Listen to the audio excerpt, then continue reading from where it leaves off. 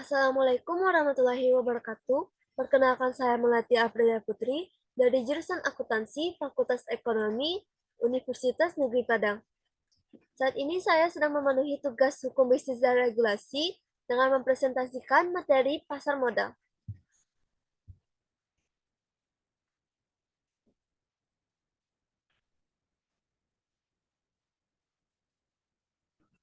Pengertian pasar modal. Secara etimologis, pasar modal terdiri atas dua kata, yaitu pasar dan modal. Untuk kata pasar, digunakan beberapa istilah bahasa Inggris seperti bursa, exchange, market, sedangkan untuk kata modal, digunakan istilah seperti efek, securities, and stock. Istilah pasar modal yang digunakan di Indonesia yaitu bursa efek. Definisi pasar modal sesuai dengan Undang-Undang Nomor 8 Tahun 1995, yaitu pasar modal adalah kegiatan penawaran umum dan perdagangan efek, perusahaan publik yang berkaitan dengan efek yang diterbitkan, serta lembaga dan profesi yang berkaitan dengan efek. Pasar modal menjadi penghubung antara investor dengan institut pemerintah melalui perdagangan instrumen jangka panjang seperti obligasi dan saham. Dari sisi investor, pasar modal menyediakan alternatif investasi selain alternatif yang ada seperti menabung di bank, membeli emas, tanah, dan properti.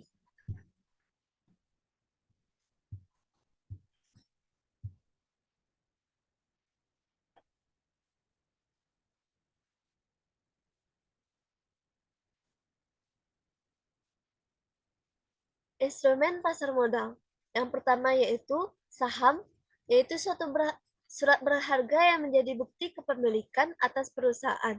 Kedua, reksadana sebagai instrumen investasi yang menjadi wadah untuk pengumpulan serta pengelolaan dan beberapa dana investor. Tiga, surat utang atau obligasi sebagai kepemilikan surat utang dapat dipindah tangankan dan pemegangnya memiliki hak untuk memperoleh bunga serta pelunasan utang pada jangka yang telah ditentukan. 4. Exchange Rate Fund. Sama seperti reksadana dapat dikumpulkan secara kolektif, tetapi ETF bisa diperdagangkan di bursa efek layaknya saham. 5. Derivatif, yaitu bentuk turunan dari saham. Terdapat dua jenis derivatif di pasar modal Indonesia, yaitu warrant and right.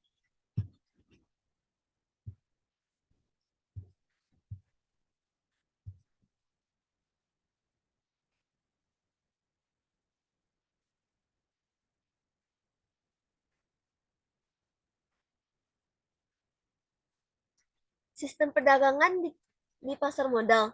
Pada umumnya, sistem perdagangan di pasar modal dapat dilakukan melalui dua cara, yaitu yang pertama sistem dealer atau quote driven market, dan kedua yaitu sistem pialang order driven market.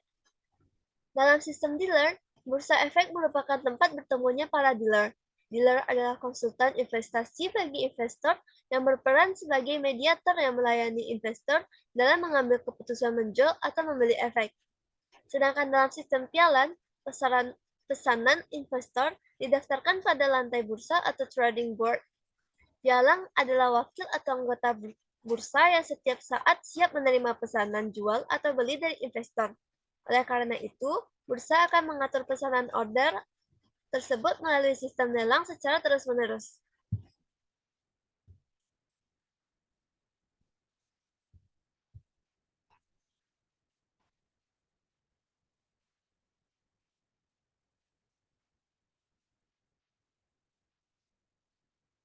Pasar modal di Indonesia.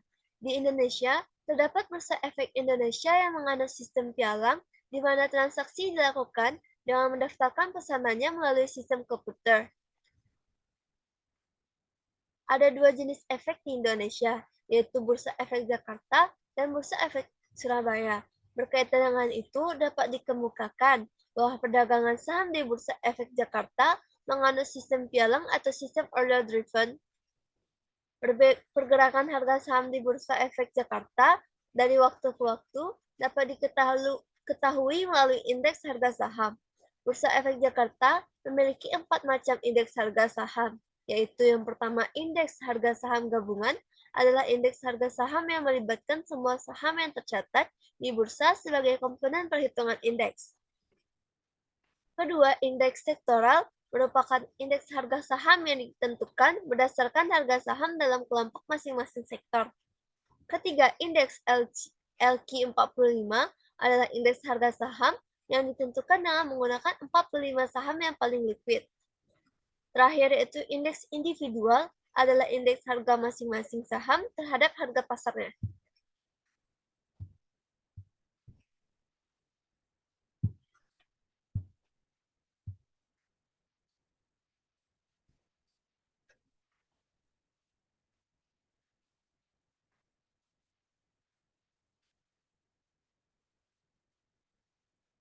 Selanjutnya yaitu go public. Go public atau sering disebut juga penawaran umum adalah kegiatan penawaran saham yang dilakukan oleh perusahaan kepada masyarakat atau publik. Dengan menawarkan saham kepada publik, maka perusahaan tersebut akan tercatat di bursa menjadi perusahaan publik atau terbuka. Ada beberapa proses yang harus dilakukan perusahaan untuk go public, antara lain, yang pertama yaitu tahap persiapan. Tahap ini merupakan bagian awal dalam rangka persiapan segala sesuatu yang dapat berkaitan dengan proses go public. Pada tahap yang paling awal, perusahaan perlu melakukan rapat umum pemegang saham atau RUPS untuk meminta persetujuan para pemegang saham dalam rangka go public. Setelah mendapat persetujuan, selanjutnya perusahaan menunjuk penjamin pelaksana, emisi, serta lembaga lain untuk membantu proses go public. Adapun lembaga lain tersebut yang pertama yaitu penjamin pelaksana emisi atau lead underwriter merupakan pihak yang paling banyak keterlibatannya dalam membantu perusahaan dalam rangka penerbitan saham. Kegiatan yang dilakukan penjamin pelaksana emisi antara lain yaitu pertama menyiapkan berbagai dokumen, membantu menyiapkan prospektus, dan memberikan penjaminan atas penerbitan saham perusahaan. Kedua, akuntan publik atau auditor independen bertugas melakukan audit atau pemeriksaan atas laporan keuangan perusahaan, penilaian untuk melakukan penilaian terhadap aktiva tetap perusahaan dan menerima nilai wajar dari aktiva tetap tersebut. Konsultan hukum untuk memberikan pendapat dari segi hukum atau legal opinion.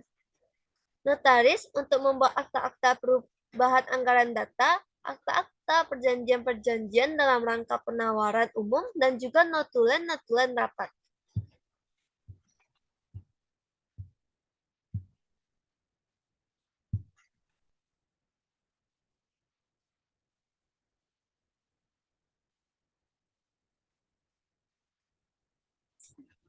Selanjutnya, kedua, tahap pengajuan pernyataan pendaftaran. Pada tahap ini, perusahaan menyampaikan pendaftaran kepada lembaga terkait, yaitu Otoritas Jasa Keuangan atau OJK. Ketiga, tahap penawaran saham. Tahap ini merupakan tahapan utama, karena pada waktu inilah emiten menawarkan saham kepada masyarakat, yaitu penawaran saham di pasar perdana atau IPO. Investor dapat membeli saham melalui agen-agen penjual yang telah ditunjuk. Perlu diingat bahwa tidak seluruh keinginan investor terpenuhi dalam membeli saham perusahaan yang akan go publik. Misalnya, saham yang dilepas ke pasar perdana sebanyak 100 juta saham, sementara yang ingin dibeli seluruh investor berjumlah 500 juta saham. Maka terdapat kelebihan permintaan atau oversubscribed. Supaya adil, maka biasanya dilakukan penjatahan. 4. Tahap pencatatan saham di Bursa Efek. Setelah selesai penjualan saham di pasar perdana, selanjutnya saham tersebut dicatat di Bursa Efek Indonesia. Investor yang tidak kebagian di pasar dana bisa membeli di pasar sekunder di Bursa Efek Indonesia.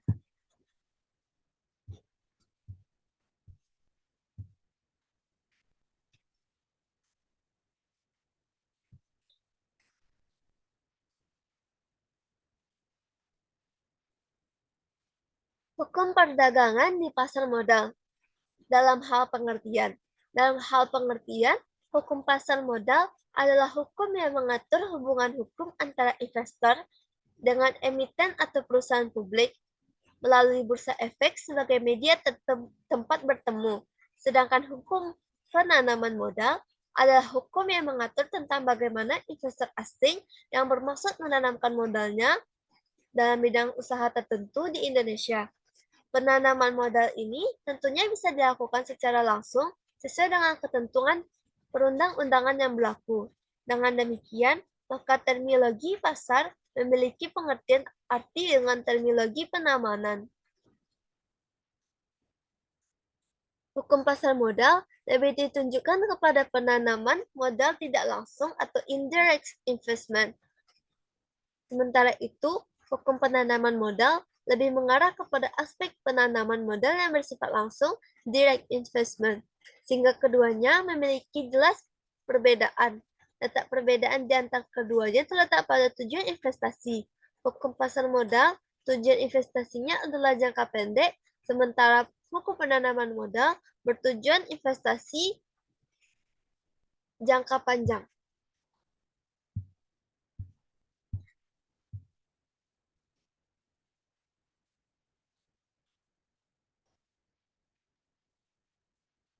Yang selanjutnya yaitu dalam hal kelembagaan. Dari sisi kelembagaan hukum pasar modal dan hukum penawaran modal, masing-masing memiliki kelembagaan sendiri yang mandiri.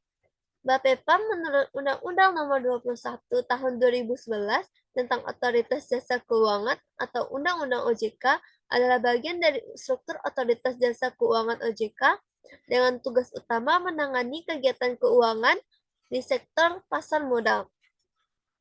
Pasar modal yang dimaksud adalah kegiatan dengan penawaran umum dan perdagangan efek, perusahaan publik yang berkaitan dengan efek, serta lembaga dan profesi yang berkaitan dengan efek.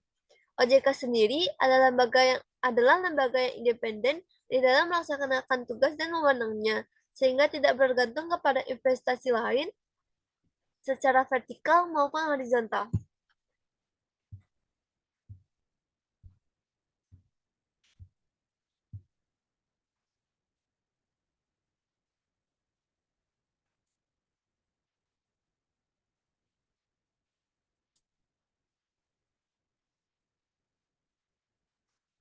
Terima kasih atas waktunya.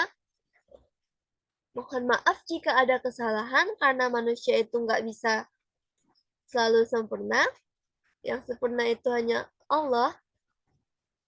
Maka mohon dimaafkan.